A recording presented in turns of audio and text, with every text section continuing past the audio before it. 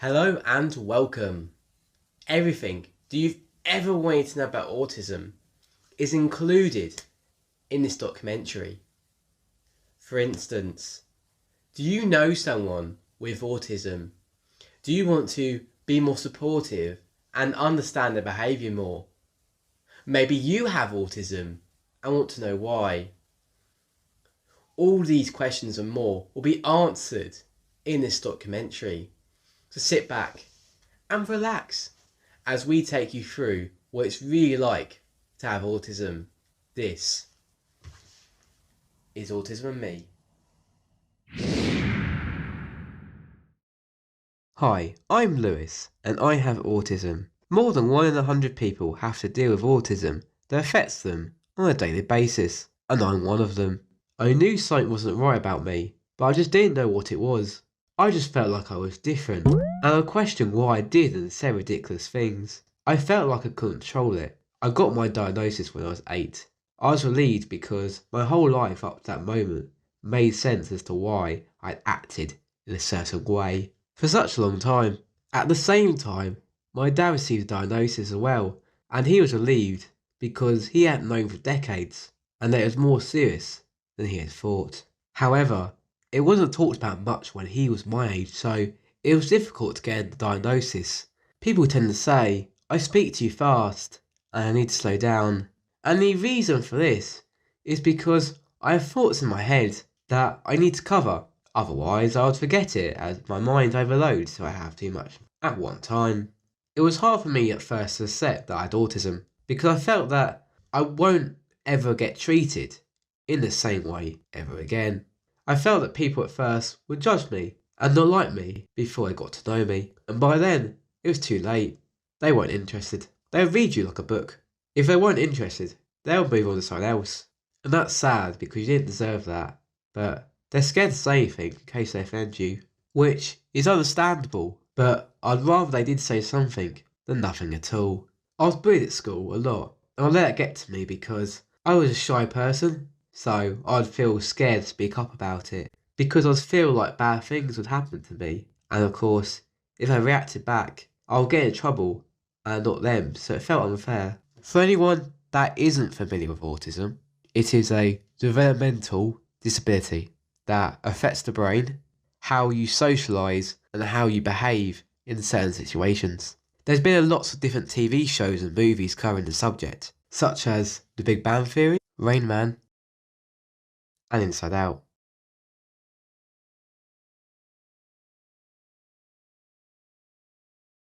And there's so many signs of autism out there. You find it hard to take turns in conversation. I find it hard to start conversations, but as soon as I have a topic, I can mostly talk about it for ages, if I could. But it does depend on the topic. You talk a lot about one particular subject. I feel I have so much information to share that I need to get it out, and I think that if I'm interested in what I'm talking about, then you must be too. Of course, that's not always true, and I'm learning that. You take things literally. This is something I used to find more difficult growing up than I do now. I didn't always realise that the people saying certain things weren't being real honest. Having a very good vocabulary and talking in a formal, old-fashioned way. As a child, I spoke and wrote in ways that were often older than my age group, so I was familiar with the difficulties of the English language. I've grown frustrated with poor grammar. You find it hard to follow instructions or join in on games. I'm really visual with my understanding, or when someone just blurts out a lot of information verbally, I find it really difficult to recall and remember everything that is said. I much prefer if it's shown or demonstrated to me first. My memory, on the other hand, is great, so when the things are shown or I have done them a few times, I do remember the details. I find it hard to join games if they're new to me because I worry I will not pick up on verbal instructions, and I feel pressured I'm not getting involved quick enough. Academically, they progress quicker than their peers. This is definitely not the case for me, and I feel this would be the same for a lot of people with autism. There's definitely an area where I picked up things very quickly. I'm very technology minded, so Definitely areas that I've grasped before my peers of the same age did. Not understanding sarcasm, tone of voice, or body language. This is very much like taking things literally with sarcasm, but in regards to tone of voice and body language, these are areas I've struggled with for many years, and they definitely impacted school behaviour and peer friendships. I often found understanding when people were annoyed or frustrated with me difficult, which then resulted in them becoming extremely annoyed before I realised, and by the time I did realise, it was too late. This, of course, impacted relationships a lot, especially as I hadn't been in many relationships, so I didn't know how to react in certain situations. This would then become frustrating for me, and I find myself giving up on that situation and becoming shy. However, for me, I found joining a performing arts academy helped. I know it sounds silly, but having to act out social situations, which definitely made developing relationships more challenging, standing out as the child who was different to others. People with autism, from my own personal experiences and research in this area, rely on routine and repetition a lot. Unlike others of our own age group, we may like experiencing new things, and when it changes, it can give us sensory overload or meltdown. I much prefer to do similar or the same thing and experiences, and I like to know what I'm doing next or later on. Some may say that's boring, but for me, it makes me feel happy. Now that I'm getting older, I appreciate that I need to step out of my comfort zone at times, helps me feel safer in my new surroundings or experience. Do you know what autism is? I do, yes. Okay, so what is autism? Well, autism is basically a disorder in which sufferers display different types of behaviour than like someone who doesn't have it. So do you know anyone, like friends or family, who have autism? Yes, one of my cousins has autism, so he struggles to read and write. He also just shakes his hands violently, and among other stuff as well.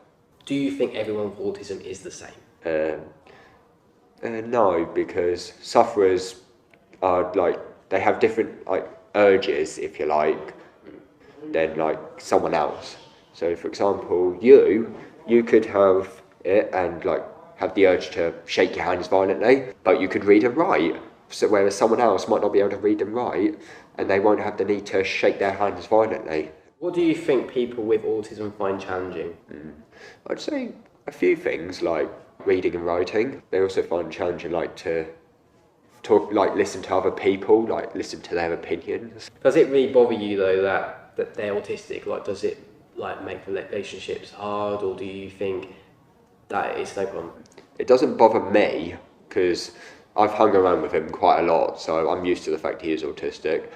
But his mum is also used to it because he's a lot older now, and he was diagnosed quite a long time ago, so she's just kind of got used to it. But she does admit sometimes it is like a nightmare to deal with him sometimes. Do you feel though that they become like a little self-obsessed and not always be interested in you and your interests? Yes, he voices his own opinions. He barely ever lets anyone else like vent their opinions. Have you witnessed negativity towards people who are autistic, and if so, why do you feel people react in that way?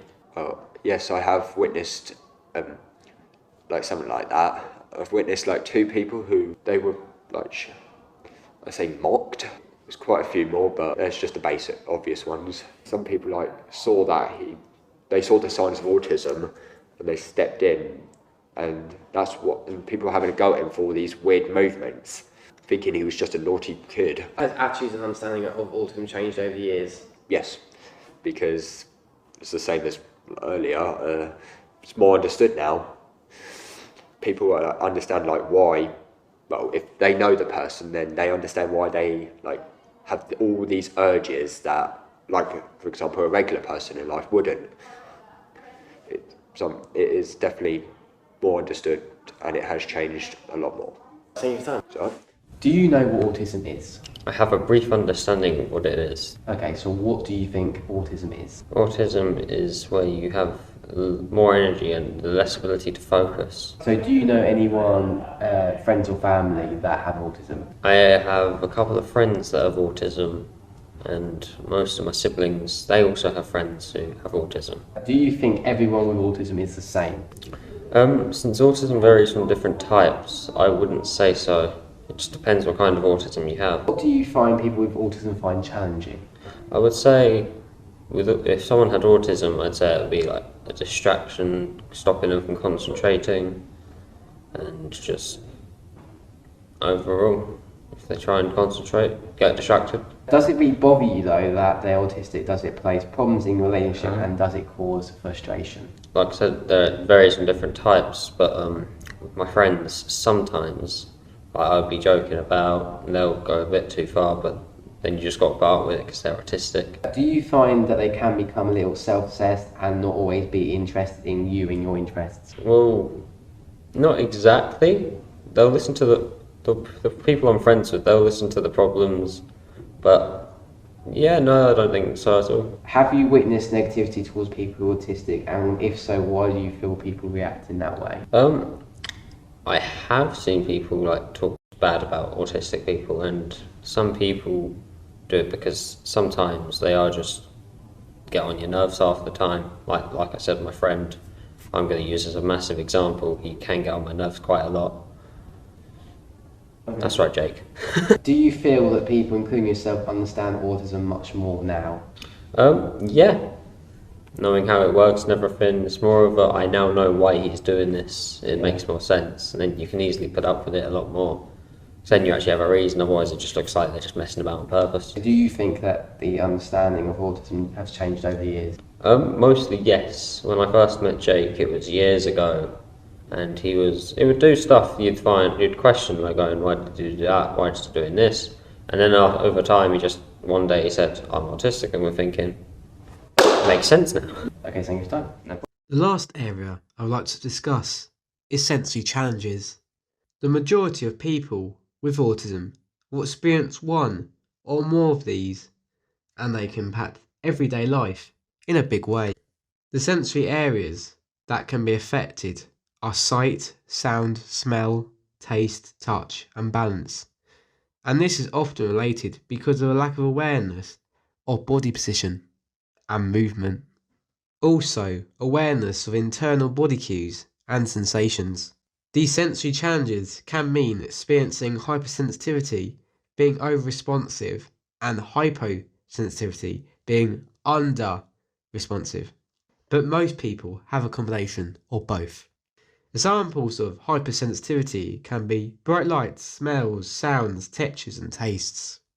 Impacting on what you're doing to try and get away from it, or impacting on focus or experience. Examples of hyposensitivity are that you feel the need to constantly move all the time to feel comfortable. You could have difficulty recognizing sensations like hunger, illness, pain, attraction to loud noises, bright lights, or vibrant colours. These can also be called sensory seeking, which could include making loud noises, movements, touching objects, or rocking back and forth on a chair. Sensory avoidance is when you try to get away from a noise you don't like, that a neurotypical person could just tune out instead of moving away. It can also be displayed by pulling away to avoid being touched, covering your ears to block out the noise you don't like, avoiding areas completely because of vibrant colours or lights, and lastly, avoiding certain kinds of clothing because of the irritation level or that it hurts. Do you see a theme going on here? I would like to explain my sensory challenges and some I have learned to manage over the years. At school, noises and sounds in general I have found I was hypersensitive to. At home, I found family gatherings such as seeing fireworks very difficult.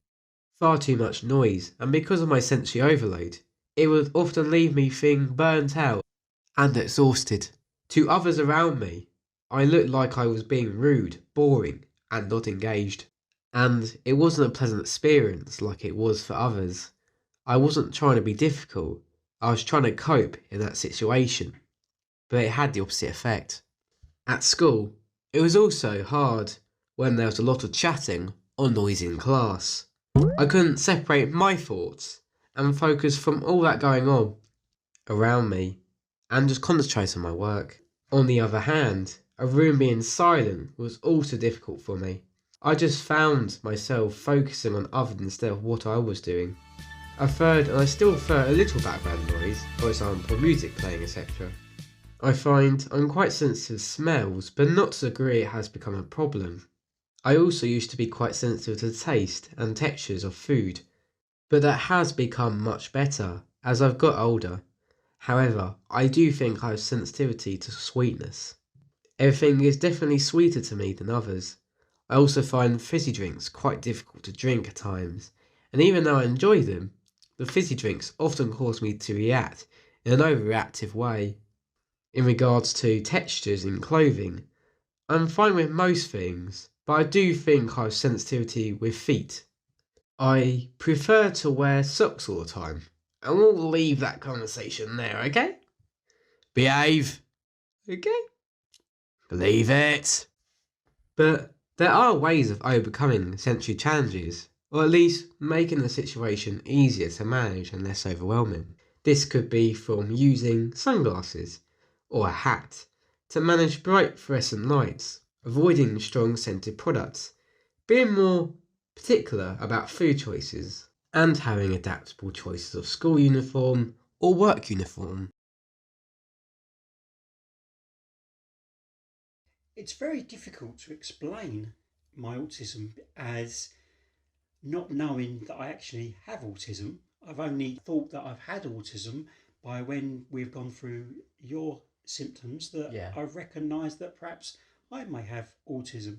But the only difference that I can tell you is that when people ask me questions or tell me stuff to do, I perhaps pause a little bit longer so I understand the question and I can relay the answer back to them with knowing that I've answered their question. Yeah. So it might take me a little bit longer to interpret the question, but other than that, I don't really see any difference.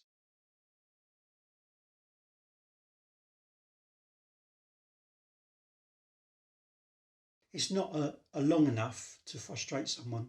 It's just a natural pause to think about something. Then you can fully understand their question, and then you can think about your reply. After speaking to family members that don't have autism, they would possibly say that it's not always just a short pause, that sometimes the information isn't taken in properly and needs repeating or given in chunks of information.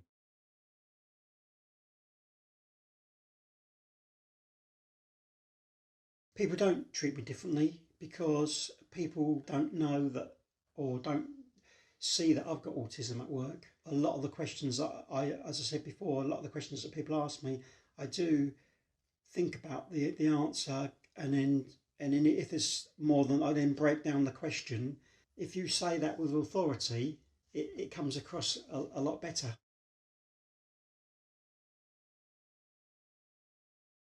I tend to think no, no. I mean, I can see signs at work of people that I think have probably got autism, and you can see, and like we've just said, you can tell the signs, and you can see that.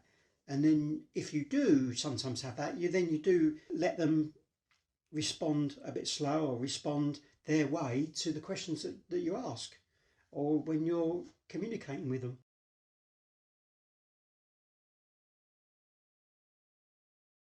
I suppose in some respects it is a superpower because you do have people that can paint very well. They can remember dates, remember things off the top of their heads. I'm into engineering, technology. It all helps when you're coming down to work and you can knuckle down and get on with your work and you can take it all on board and work more thorough, having that knowledge. I would say the same thing about myself because I'm quite good at technology myself and with film and Absolutely, etc. absolutely. Family members have said they do see Dad having autism. As a neurotypical person, they do notice social awkwardness and, let's say, let things go for situations because the understanding that not everyone is the same is not noticed, as I said before, by tone of voice, and as an autistic person, not making allowances for others' point of view, being very narrow minded. not always reading a social situation well, and not pick up on atmosphere change. If not interested in a certain subject, just switching off and showing no interest. It's good that Dad doesn't realise that others have picked up on his autism. He shouldn't be made to feel different or alone. I definitely agree it's seen as a superpower. Autistic people just have this need to know everything about something they're interested in. This, of course, can lead to becoming an expert, which can be a bonus with employing someone with autism in a particular industry. There's a level of focus and commitment as an employer. They're happy to work longer hours, be fully focused, not getting distracted by office policies or others' social behaviour. They just concentrate on their interests, and that's a positive.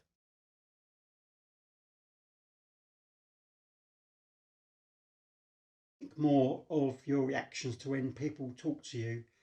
You have to slow. Sometimes people come very quickly at you, and you may have to sometimes slow people down. Not explain to them that you've got autism, but just when they talk to you, you just respond at a slower pace, and naturally the conversation then does slow down. With respects to body language, you have to make sure that you have eye contact with people, and you can use your hands if you want to explain.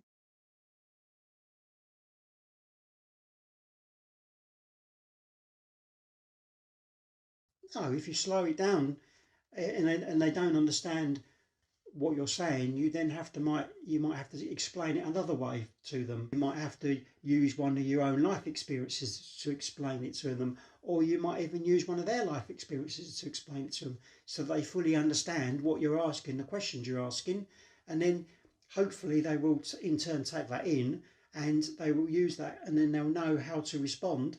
And also going forward in the future, they will know how to do that, or whatever you explained to them previously that they'll need to know again. Yeah, I suppose that's what you would do, because I suppose you do like drawings and stuff, so that's how you would do it. Absolutely, yeah. If I had to explain a drawing to someone, it would take me a couple of seconds just to do a quick sketch. Yeah. And as I say, a picture is 1,000 words.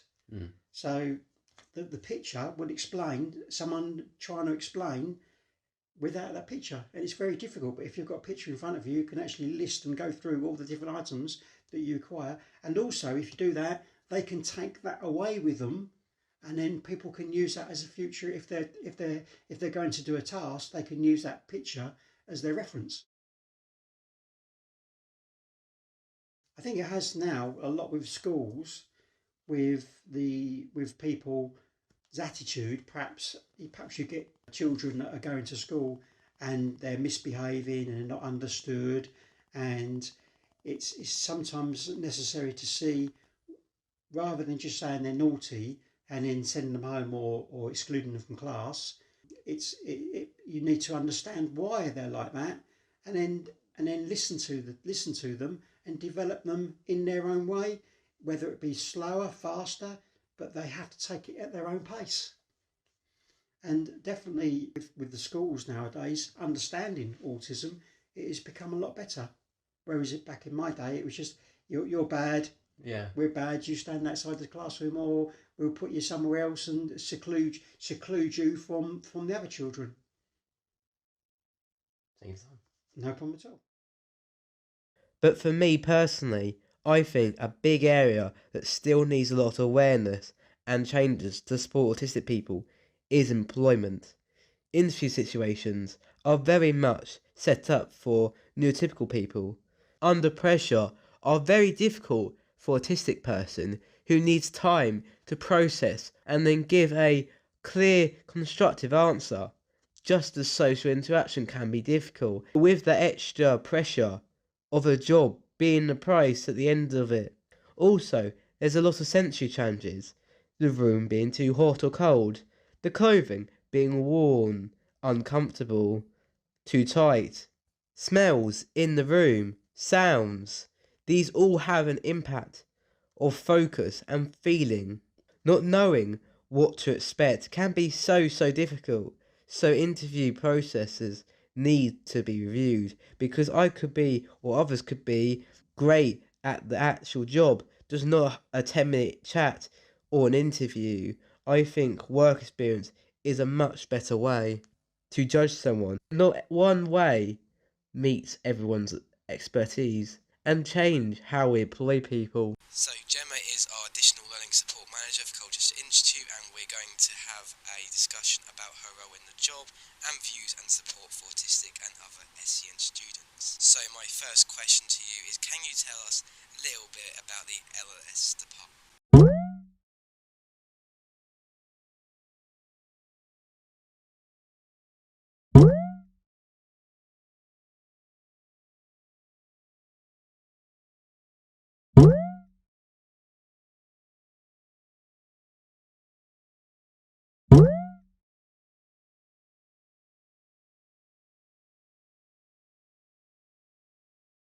Okay, so what resources do you have in college for people who need support? The LSPs, they're one of our biggest resources, I feel, for people with different needs, because they're the one, I always say to students, they're the eyes and ears of the class. They're the ones that know what's going on. The teachers at the front doing all the teaching, and the LSPs are the ones that are walking around and knowing, so they're a really, really big resource. We also, like I said, have our one-to-one specialist tutors, so that's another big resource, but we also have different interventions. So we have things like Read, Write, Gold, which is an English programme on all computers at the college, so people need a bit of extra help with reading. Microsoft 365 has lots of different tools on it to help people with their reading and writing. We also offer or give exam access arrangements, so if people had at school for their GCSEs or things like that, extra time, small room, a reader, we do the same here. We have the team that access the learners and then can put in the necessary arrangements for their exams. We also have resources for specific needs, so we always, if we need extra resources for specific needs, we can also get them as well. Okay, so how often do you offer ASD training?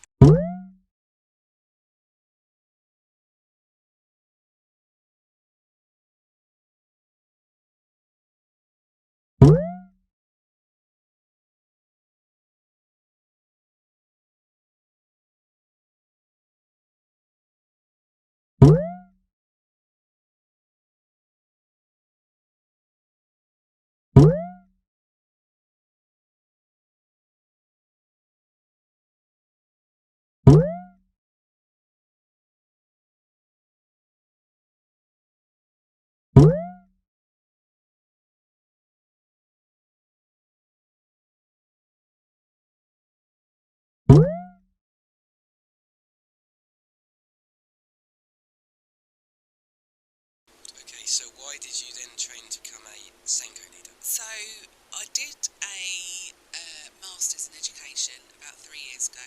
After that I said, I'm never going to do any more qualifications, that's it, I'm done. I'm loving what I'm doing. But then this role came up, and part of the role was they wanted the person to be a Senko. So schools have to have Senkos as someone that is sort of in charge of the Senko within the different academies, but colleges don't actually have to have that role. They have to obviously meet all the students' needs, but they don't have to have that one Senko lead. So it was felt that actually it'd be really good for the college to have a Senko, because students are used to sort of that type of person from schools, and if they're coming here, you get a lot of letters to the college to the Senko. And so so it was just a qualification that I've decided to take, and there's 3 modules. I'm nearly doing the end of the first module, and it's just a way of knowing more about what different needs are, how to help the rest of your colleagues and your staff understand what the students need. And so I'm just basically doing it to improve myself and to improve my own knowledge. But I'm really, really enjoying it. I'm learning lots. So it's good. How do you think having a Senko in college will impact the SEN students? Well, that's a really good question. So colleges don't have to have a Senko, but I think it would be really beneficial for students, because it's down to the Senko to ensure that there is high quality teaching, and by that it means sort of the Senko has to go and do a couple of audits, so going around and having a look at if the interventions we have, so earlier I spoke about Read, Write, Gold, is that being used in classes, and if not, why not, and could it be? do the teachers actually read all the information that my team provide on that student? If there are any concerns, that the students know that there is someone there that they can come and talk to, or at least a team of people that they can come and talk to. And I think it's also, like I was saying, it might be a bit of a comfort. So at school, through their school life, they would have had this person called a Senko that can help them. And then coming to college, there's a Senko as well that they know that what that person does. So it can be a bit of a comfort as well. Because of more SEN support, do you think the attitude and understanding of autism have changed over the years, and what? Definitely more awareness of autism, both within the college and I think in sort of outside of college and in the wider world. There's a lot more information available online for people to support ASD. So there was something that I was looking at the other day for how managers can support employees that have ASD.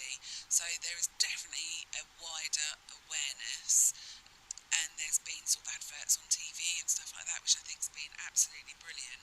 And I think if more people come forward to saying, I've got ASD, this is how you can help me, and this is how I find it easy to study or to work, then people shouldn't be embarrassed and afraid to do that. And it's definitely become, the awareness is definitely more, and I think it's for the best, and hopefully there'll be more awareness around, and everyone will understand that we're all different, and some people just find doing things a different way the best, but we're all different, and we're all equal. Well, that's great. Thank you again. When I was younger, I struggled with autism because there wasn't much support out there for me. Nowadays, there's so much more and better support out there for everyone. I've learnt that if a situation becomes heated, if I can, leave it before it worsens. I should return to it later, after it's calmed down, especially if it happens in a public environment, so we can talk about it privately and determine where we are.